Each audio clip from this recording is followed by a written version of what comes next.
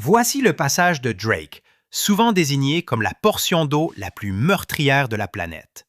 Dans ses pires moments, ces vagues peuvent atteindre jusqu'à 18 mètres de hauteur. Mais ce n'est que le début. Les tempêtes peuvent durer des jours, avec des vagues déferlant de toutes les directions. D'innombrables vidéos décrivent les conditions extrêmes de ce lieu et les milliers de marins qui y ont perdu la vie en tentant de le traverser. On pourrait donc s'attendre à y trouver une multitude d'histoires de navires disparus, mais les détails sont en réalité plus difficiles à obtenir qu'on ne l'imagine. Bienvenue sur Écho du temps, où nous plongeons dans les mystères et les légendes maritimes. Dans cette vidéo, nous explorerons le passage de Drake, les raisons de sa sinistre réputation, quelques-uns des incidents notables qui s'y sont produits, le rôle de l'Antarctique dans ces récits, et la raison quelque peu énigmatique pour laquelle, malgré des milliers de vies perdues, les récits détaillés sont si rares. Comme toujours, la prudence est de mise pour les spectateurs. Dans la nuit du 29 novembre 2022, le navire de croisière Viking Polaris effectuait une traversée périlleuse, inévitable pour tout voyage vers l'Antarctique, le passage de Drake.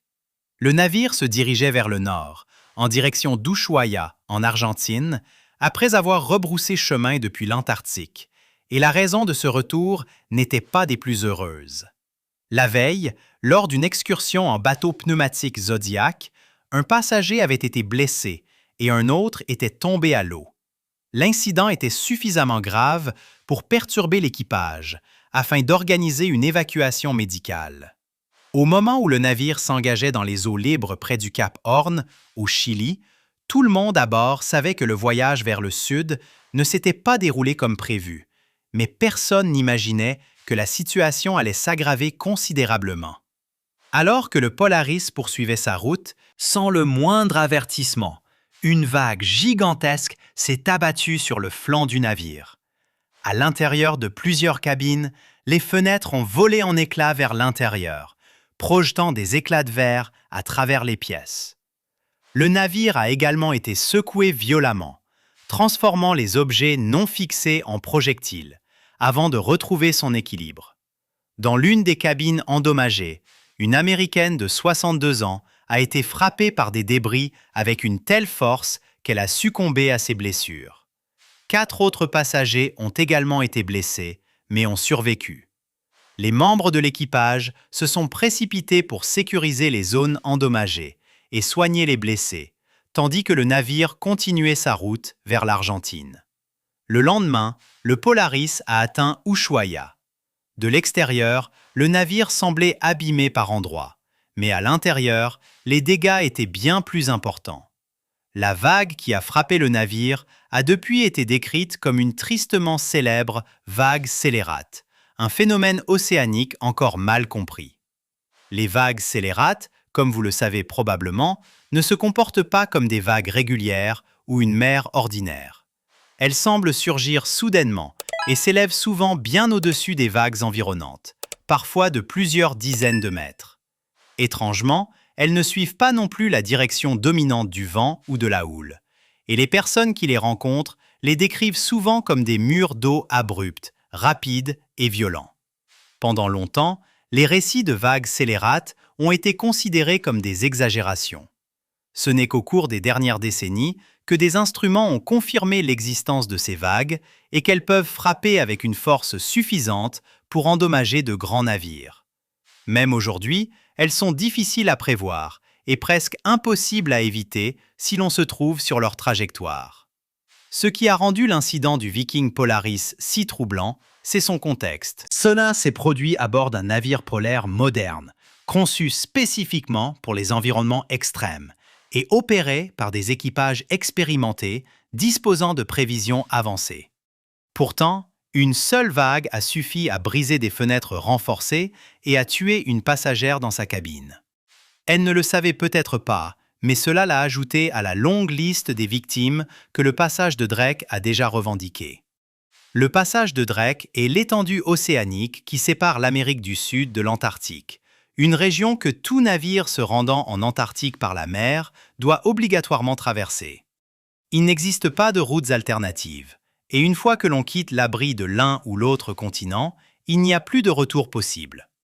La réputation du passage de Drake précède la navigation moderne de plusieurs siècles, et les marins l'ont longtemps considéré comme l'une des traversées les plus difficiles et les plus stressantes du monde.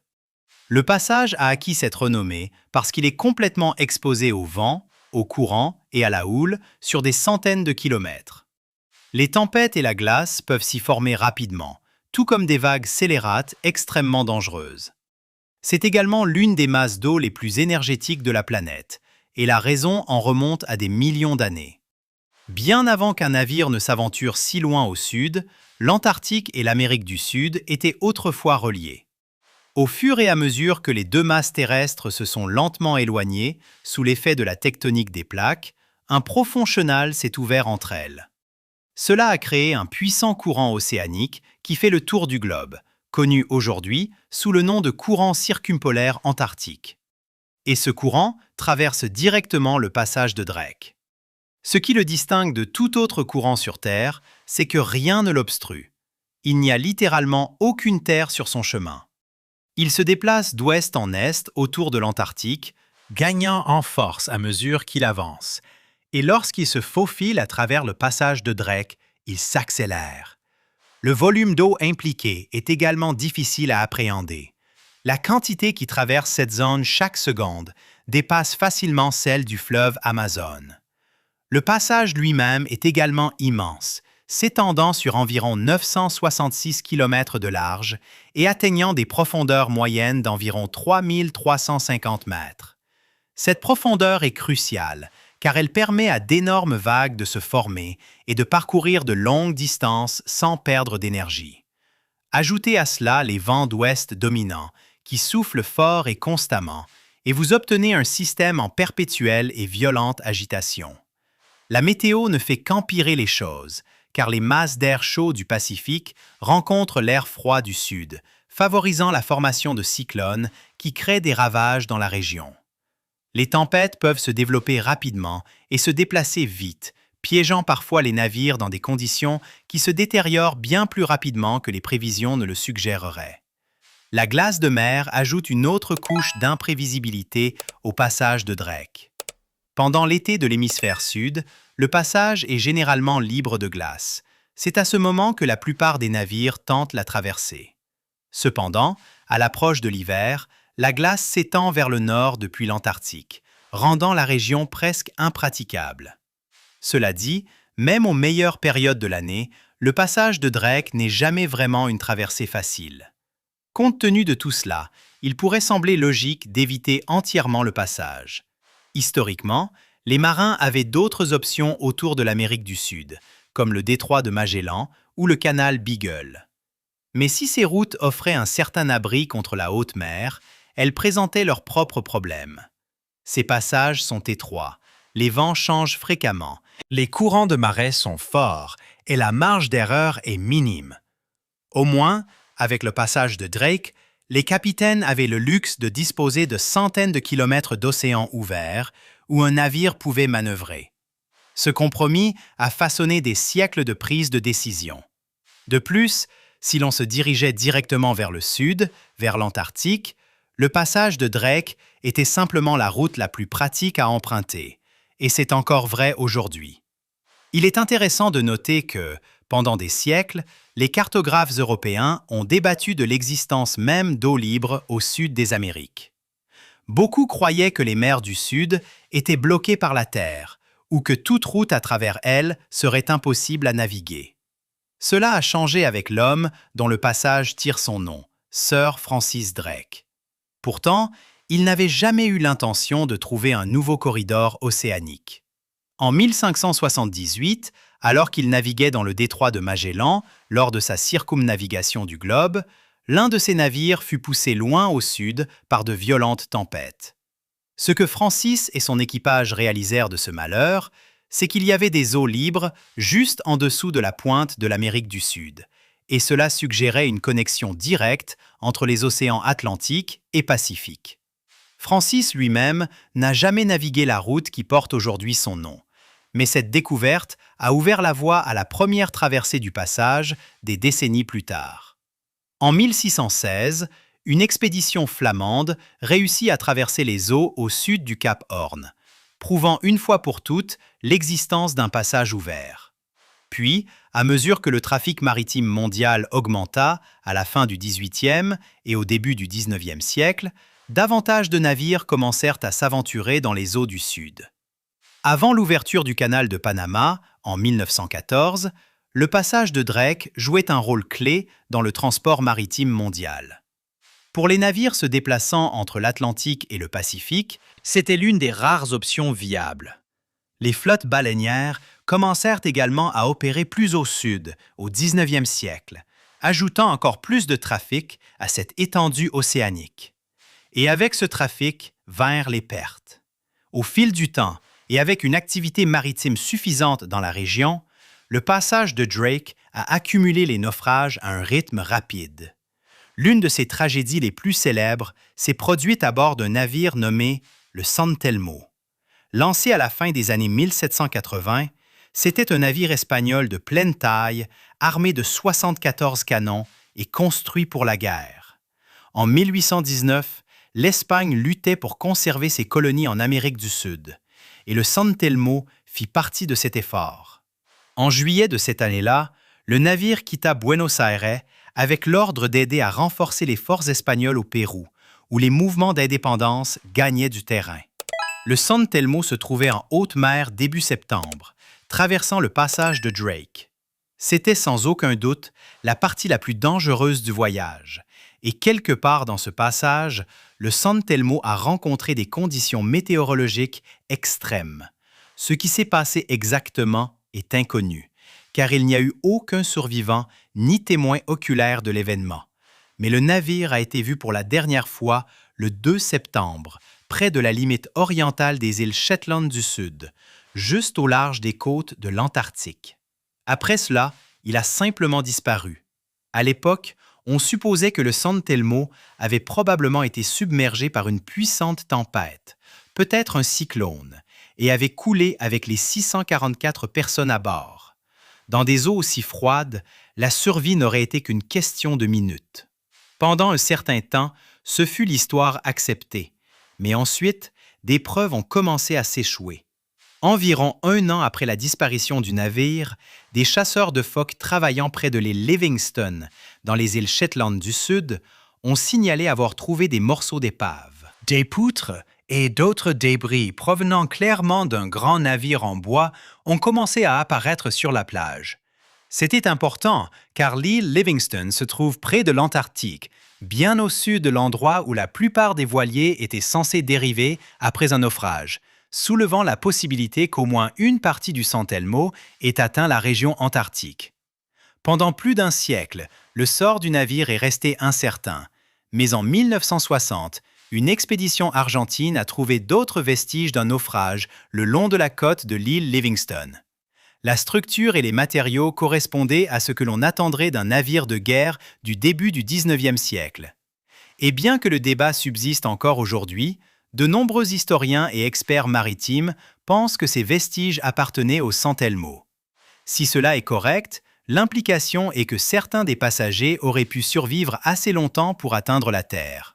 Cela en aurait fait les premiers humains à poser le pied sur l'Antarctique, pour y mourir de froid et d'isolement. Cependant, il n'existe pas de journaux ni de preuves de campement sur le continent, donc ce qui s'est réellement passé reste de la pure spéculation. Un autre élément important de l'histoire du passage de Drake est l'Antarctique elle-même. Au moment où les débris du San Telmo commençaient à s'échouer, l'Antarctique devenait déjà une destination mystérieuse et dangereuse. Le continent austral promettait de repousser les découvertes scientifiques et d'offrir l'occasion de dépasser les limites humaines comme jamais auparavant. S'y rendre, cependant, signifiait traverser le passage de Drake à chaque fois. Au tournant du XXe siècle, c'était encore un territoire inexploré, au sens propre du terme.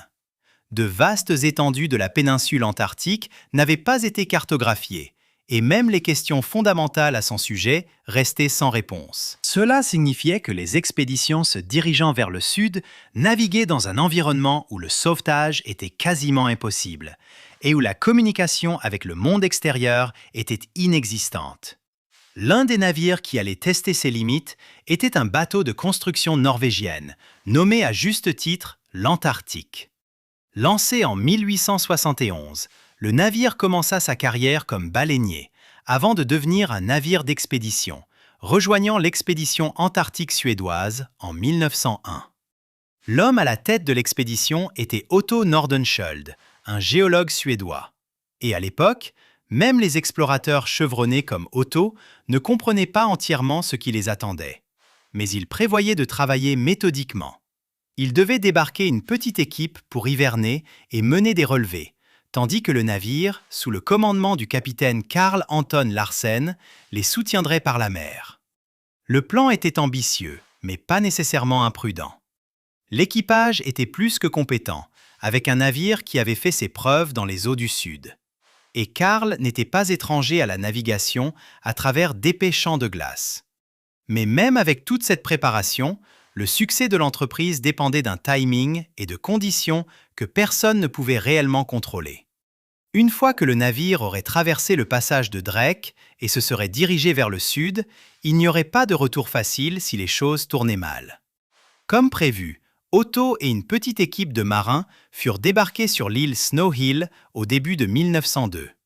Là, ils construisirent une simple cabane et se préparèrent à hiverner tout en effectuant des travaux scientifiques. Le navire les y laisserait, poursuivrait son travail ailleurs et reviendrait la saison suivante pour les récupérer. Une fois le navire parti, les 6 hommes de l'île Snow Hill furent complètement coupés du monde et l'hiver qui suivit fut rigoureux, même selon les normes antarctiques.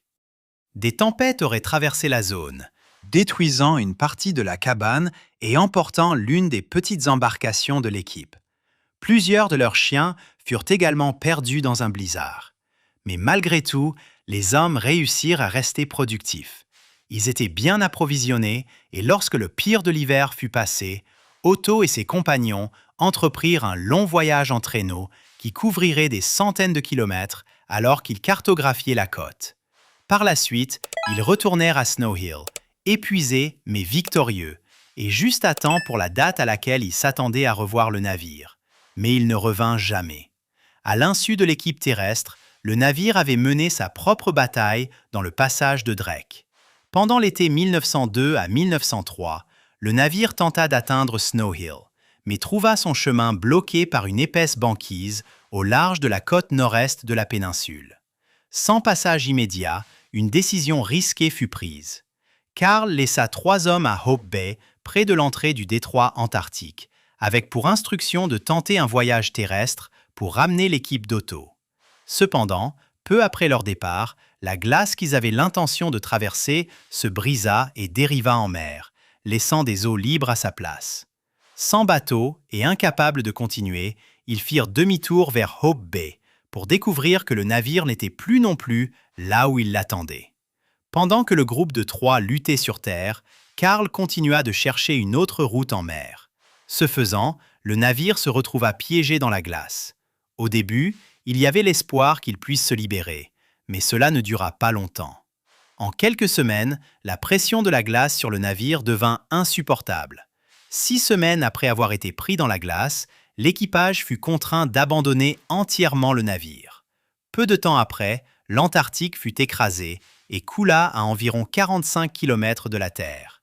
Au cours des 2 semaines suivantes, l'équipage transporta des provisions à travers des flots de glace instables qui se déplaçaient sous leurs pieds. Les courants menaçaient de tirer les flots vers le large à tout moment, mais finalement, après une dernière journée désespérée à ramer leurs canots de sauvetage à travers des mers glaciales, ils atteignirent l'île Paulet à la fin de 1903. Ce timing n'aurait pas pu être plus chanceux. Une violente tempête balaya l'île le lendemain. Et si les hommes avaient encore été bloqués sur la glace, il est probable qu'aucun d'entre eux n'aurait survécu. À ce stade, l'expédition s'était fragmentée en 3 groupes isolés. Otto et 5 autres restaient sur l'île Snow Hill, vivant dans leurs cabanes tout en voyant leurs provisions diminuer. Le groupe de 3 à Hope Bay construisit des abris rudimentaires à partir de roches, de morceaux de bois et de bâches. Ils isolèrent même le sol de leurs abris avec des peaux de pingouin. Puis enfin, sur l'île Paulet, Karl et 13 membres d'équipage construisirent leur propre abri en pierre sommaire, le couvrant de toiles de voile et de peaux de phoque. Pour les 3 groupes, les pingouins et les phoques étaient mangés pour leur viande, et leur graisse était brûlée pour le chauffage et l'éclairage. Au fil des mois, il n'y avait aucun moyen de savoir si quelqu'un viendrait les aider. Avant de quitter l'Amérique du Sud, Karl avait laissé des instructions à la marine argentine. Si le navire ne revenait pas à une certaine date, une recherche devait être organisée. La saison suivante, les conditions de glace étaient bien plus clémentes que l'année précédente, permettant à un navire nommé l'Uruguay de se diriger vers le sud. Le 12 octobre 1903, Otto faisait du traîneau lorsqu'il aperçut quelque chose au loin. Au début, il prit ce qu'il voyait pour des pingouins. Mais en s'approchant, il réalisa qu'il s'agissait du groupe de 3 de Hope Bay. En les rencontrant, il fallut un instant à Otto pour réaliser qui ils étaient. Les hommes étaient apparemment si sales, après des mois à brûler de la graisse de pingouin, qu'il les reconnut à peine. Le même jour, l'Uruguay atteignit l'île Snow Hill. Alors que ses officiers demandaient à Otto s'il avait vu le reste de l'équipage de l'Antarctique, Karl lui-même apparut soudainement à la cabane avec les autres membres de son groupe, venant d'arriver de l'île Paulette. Après près de 2 ans d'isolement, chaque membre survivant de l'expédition fut soudainement et inopinément réuni. Au total, un seul homme mourut pendant l'épreuve, succombant à une insuffisance cardiaque au sein du groupe de l'île Paulette. Tous les autres membres s'en sont sortis vivants. En novembre 1903, ils retournèrent à Buenos Aires, accueillis avec enthousiasme. Et l'épave de l'Antarctique marqua le premier cas documenté d'un navire détruit par la pression de la glace dans les eaux antarctiques.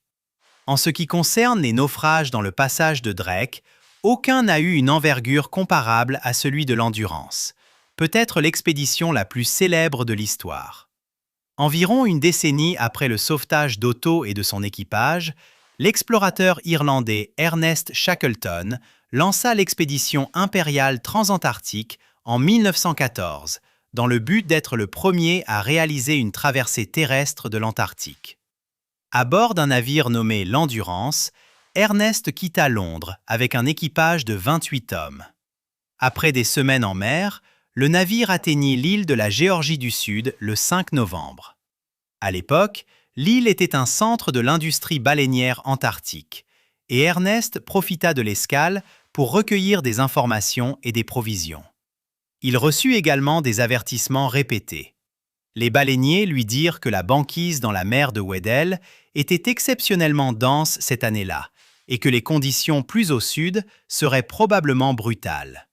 Ernest écouta, mais choisit ensuite d'ignorer les avertissements et continua sa route. Quelques jours seulement après avoir quitté la Géorgie du Sud, l'Endurance rencontra sa première banquise dans le passage de Drake, et la progression ralentit considérablement. Au début de janvier 1915, le navire se frayait un chemin à travers des champs de glace de plus en plus serrés. Mais après 7 semaines de lutte, l'Endurance ne put plus avancer. Le navire fut complètement piégé et gelé dans la glace, à environ une journée du point de débarquement prévu de l'expédition sur la côte antarctique. Immobilisé, le navire dériva avec la banquise, se déplaçant d'abord vers le sud, puis lentement vers le nord, à mesure que la glace se déplaçait. Et cela dura des mois. Plusieurs mois plus tard, l'hiver approcha, la lumière du jour diminua et les températures chutèrent. Ernest fit de son mieux pour maintenir le moral de l'équipage en occupant ses hommes, mais la pression sur le navire ne cessait d'augmenter. De nombreux mois plus tard, fin octobre, la coque n'était plus sûre. La glace exerçait une pression de tous les côtés, déformant les poutres et fendant la coque. Finalement, Ernest donna l'ordre d'abandonner le navire, et les 28 membres de l'équipage se frayèrent un chemin vers la sécurité relative de la glace. Un camp fut installé sur un flot voisin, et les hommes récupérèrent ce qu'ils purent en regardant l'Endurance se faire lentement écraser. Le 21 novembre, la coque céda finalement, et glissa sous la glace, disparaissant dans la mer de Weddell. Sans navire et sans terre immédiate en vue, les hommes campèrent sur des flots de glace dérivants. Pendant ce temps, ils transportèrent également leurs canots de sauvetage et leurs provisions, tandis que la banquise les emportait lentement plus au nord. Encore une fois, cela dura des mois. Et lorsque la nourriture commença à manquer, même les chiens de traîneau ne furent pas épargnés. Ce n'est qu'en avril 1916 que la glace commença enfin à se briser à nouveau. À court d'options, Ernest ordonna aux hommes de monter dans les canots de sauvetage et, après 5 jours éprouvants en mer, ils atteignirent finalement l'île de l'Éléphant et posèrent le pied sur la terre ferme pour la première fois en près de 500 jours. Leur soulagement fut cependant de courte durée. L'île de l'Éléphant est à peu près aussi isolée que n'importe quel autre endroit sur Terre, n'offrant aucun espoir de sauvetage. Réalisant cela, Ernest choisit 5 hommes et prit l'un des bateaux, entreprenant un voyage de 1300 km vers les îles de la Géorgie du Sud. Bien que ce fût peut-être le bon choix et leur seul espoir de survie, chaque instant du voyage fut un véritable cauchemar. Le bateau était constamment menacé par les tempêtes, tout le monde avait le mal de mer, et à un moment donné, une vague scélérate faillit mettre fin au voyage. 17 jours après avoir quitté l'île de l'Éléphant, ils accostèrent en Géorgie du Sud. Cependant, ils débarquèrent sur un côté inhabité de l'île, et leur bateau était trop endommagé pour continuer. Ernest choisit alors 2 des hommes pour le rejoindre et traverser la Géorgie du Sud à pied. En chemin, ils escaladèrent des montagnes et naviguèrent sur un terrain que personne n'avait jamais rencontré auparavant. Finalement, après 30 heures de voyage continu, ils atteignirent la station baleinière de Stromness et les efforts de sauvetage commencèrent à partir de là pour sauver le reste de l'équipage. Il faudrait 4 tentatives au total, sur plusieurs mois, pour atteindre l'île de l'Éléphant. La glace bloqua les 3 premières tentatives, et au moment où Ernest réussit enfin à passer, le 30 août 1916, les hommes qu'il avait laissés derrière lui étaient au bord de la famine. Contre toute attente, chacun d'eux fut ramené en sécurité et vivant. Plus d'un siècle plus tard, l'épave de l'Endurance fut finalement localisée à près de 3000 mètres sous la surface de la mer de Weddell. Vous êtes peut-être arrivé à ce point de la vidéo en vous demandant pourquoi nous avons passé autant de temps à discuter d'événements qui, bien que techniquement liés au passage de Drake, ne se concentrent pas directement sur le cœur de cette voie maritime. La vérité, c'est que, concernant les récits détaillés, c'est à peu près tout ce qu'il y a. Le passage de Drake aurait englouti des centaines de navires et plus de 10 000 marins. Mais la réalité est que presque tous ces navires ont coulé sans laisser un seul survivant. De plus, bon nombre de ces pertes ont eu lieu il y a des siècles dans une région déjà peu peuplée aujourd'hui. Il y a des centaines d'années, il n'y avait que des hommes sur des navires en bois, affrontant des houles gigantesques, sans espoir de sauvetage, ni même de qui que ce soit pour se souvenir de leur nom. Les histoires que nous connaissons sont celles où quelqu'un a survécu pour raconter ce qui s'est passé. En fin de compte, même aujourd'hui, le passage de Drake est considéré comme l'une des voies maritimes les plus difficiles de la planète. Malgré les prévisions météorologiques avancées et les navires modernes, les traversées sont régulièrement retardées ou annulées, purement et simplement.